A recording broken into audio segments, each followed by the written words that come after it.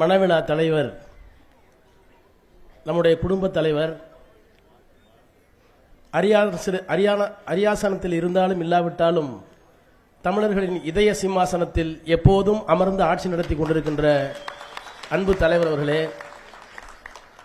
பொருளாளர் மதிப்பிற்குரிய அண்ணன் டி.ஆர். பாலு அவர்களே, முதன்மை செயலாளர் பெருமதிப்பிற்குரிய அண்ணன் கே.என். நேரு அவர்களே, துணை பொதுச் செயலாளர் அண்ணன் பொன்முடி அவர்களே, மேடையிலே வீற்றிருக்கின்ற மாவட்ட கழகத்தினுடைய செயலாளர்களே, முன்னாள் இந்நாள் நாடாளுமன்ற சட்டமன்ற உறுப்பினர்களே, எனக்கு முன்னால் அருமையான ஒரு உரையை ஆற்றியிருக்கின்ற இந்திய கம்யூனிஸ்ட் கட்சியினுடைய தலைவர்களில் ஒருவர், எனது பெரும் மதிப்பிற்கும் வணக்கத்திற்கும் உரிய அண்ணன் முத்தரசன் அவர்களே, வருகை தந்திருக்கின்ற பெரியோர்களே, தாய்மார்களே, உங்கள் அனைவருக்கும் என்னுடைய வணக்கத்தை தெரிவித்துக் கொள்கின்றேன்.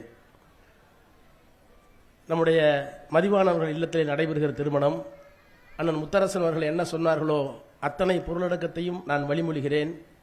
கொள்கை வீரர், நல்ல பேச்சாளர், ஆற்றல் மிக்க அனுபவசாலி நிர்வாகி, அத்தனை திறமைகளையும் கொண்டிருக்கின்ற அவருடைய குடும்பத்திலே பிறந்திருக்கின்ற குலக்கொன்றுகளுக்கு நம்முடைய அன்பு தலைவர் வாழ்த்துக்களை தெரிவிக்கிறார். அவரே வாழ்த்து தெரிவித்திருக்கிறார் என்றால், நம்முடைய தோழமை கட்சியினுடைய தலைவர்களெல்லாம் வாழ்த்துக்களை வழங்கிக் கொண்டிருக்கிறார்கள் என்றால், அதில் என்னுடைய வாழ்த்துக்களையும் இணைத்துக் கொண்டு மணமக்கள் பல்லாண்டு வாழ்க என்று வாழ்த்துகிறேன்.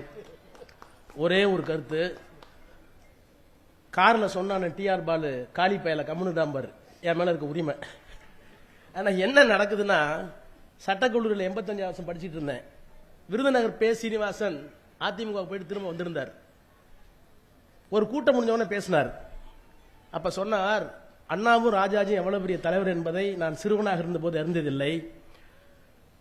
நான் காமராஜரை தோக்கடிச்சிட்டேன். அண்ணாட்ட போய் காமராஜரை தோக்கடித்ததுக்கு ஒரு பாராட்டு விழா இருக்கு, வர்றீங்களான்னு கேட்டேன். நீங்க வரணும்னு சொன்னேன். அண்ணா சொன்னார், உனக்கு வின்சென்ட் சர்ச்சிலையும் ரூஸ்வெல்ட்டையும் தெரியுமான்னு கேட்டார். 2ஆம் உலகப் போரில் இங்கிலாந்தை மட்டுமல்ல, ஐரோப்பியாவை மட்டுமல்ல, இந்த உலக பந்தை காப்பாற்றியதில் வின்சென்ட் சர்ச்சிலுக்கு மிகப்பெரிய பங்கு உண்டு. அந்த வின்சென்ட் சர்ச்சில் போருக்கு பிறகு பொது தேர்தலில் தோற்று போனார். ஜெயிச்சு வந்தது கிளமண்ட் அட்லி, இங்கிலாந்தினுடைய பிரதமர். அவர்கிட்ட போய் கேட்டாங்க, வின்சென்ட் சர்ச்சில் தோத்துட்டாருன்னு. அவர் சொன்னார், வின்சென்ட் சர்ச்சில் is a statesman. Electoral victory or defeat cannot be a determining factor to measure the statesman. உலக தலைவர்கள் ஒருவராக இருக்கின்ற பெரிய தலைவராக இருக்கின்ற ஸ்டேட்ஸ்மேனாக இருக்கின்ற வின்சென்ட் சர்ச்சில் உலக தலைவர். ஒரு தேர்தலில் உணர்ச்சி பூர்வமாக மக்கள் வழங்கி இருக்கின்ற வெற்றியோ தோல்வியோ அந்த மாமனிதரை பாதிக்காது. அதை வைத்து அவர் இடைபெறக்கூடாது. இது அண்ணா சொன்னார். சரி, அண்ணா இப்படி சொல்லிட்டாருன்னு ராஜாஜிட்ட போனாராம். விருதுநகர் பே. சீனிவாசன் சொன்னது. ராஜாஜிட்ட போய் அண்ணா வரமாட்டேன்ட்டாரு, நீங்களாவது வந்துட்டு வாங்க தலைவரை, நான் சின்ன பையன், காமராஜர் தோக்கடிச்சிருக்காரு. ராஜாஜி சொன்னாராம், அவ்வளவு பெரிய மகாத்மாவை 2 இன்ச்சு ரவை தான் சுட்டுச்சு கொன்னுச்சு, அதுக்காக அந்த தோட்டா ரவைக்கு பாராட்டு நடத்தலாமா? என்ன முட்டாள்தனமா பேசுறேன்னாராம். அண்ணாவும் ராஜாஜியும் இருந்து சட்டமன்றத்தில் நாதாரி தலைவர்கள் எல்லாம் இன்றைக்கு முதலமைச்சராக உட்பட்டு என்ன இந்த தலைவனை ஒரு தேர்தலை வச்சு எடை போடுவீங்களா? இந்த தலைவனை ஒரு தேர்தல் வச்சு எடை போடுவீங்களா? நான் என்ன கேட்கிறேன், இந்த அண்ணன் முத்தரசன் மன்னிச்சிங்க, உங்க பேர்ல தனிப்பட்ட முறையில் பெரிய மரியாதை உண்டு. எனக்கு ஒரு லாஜிக் புரியல. ஒரு கம்யூனிஸ்ட் கட்சியினுடைய தலைவர், இந்த கம்யூனிஸ்ட் கட்சி இன்னொரு கட்சி தலைவர் சொல்றாரு, திமுக கூட்டணியே இல்லை, திமுக கூட்டணி இல்லை, நீங்க இல்லைன்னு சொல்றதுக்கு உரிமை இருக்கு. கூட்டணியே இல்லைன்னு சொல்றதுக்கு நீங்க என்ன கூட்டணி? உங்களுக்கு என்ன அதிகாரம் இருக்கு? எதுக்கு இந்த அதிக பிரசங்கனம்? எங்க கூட்டணியில என்ன இருக்கு? 60 இயக்கங்கள் இருக்கு. ஆதரவு கொடுத்த இயக்கங்களே எக்கச்சக்கமா இருக்கு. தினமும் வந்து தலைவரை பார்த்துட்டு போறாங்க. நேற்றைக்கு சென்னையில இருந்து வந்தோம். மீண்டு வருவோம் தலைவா. இது கட்சிக்காரங்க. தாய்மார்கள் வர்றாங்க, தலைவா நாங்கள் இருக்கிறோம், உங்களை கோட்டையில் விட்டு இருப்பது எங்களுடைய வேலை. இன்னொருத்தர் வந்து தமிழ்நாட்டு மக்களுக்கு என்ன ஆயிற்று, வெக்கமா இருக்கு. இன்னொரு தாய் வந்து சொல்லுது, கையில ஒரு குழந்தை, உடம்பை பார்த்துக் கொள்ளுங்கள் தலைவா, தமிழ்நாடு உங்களை நம்பி இருக்கிறது. இத்தனையும் கார்ல கேட்டு வரோம்.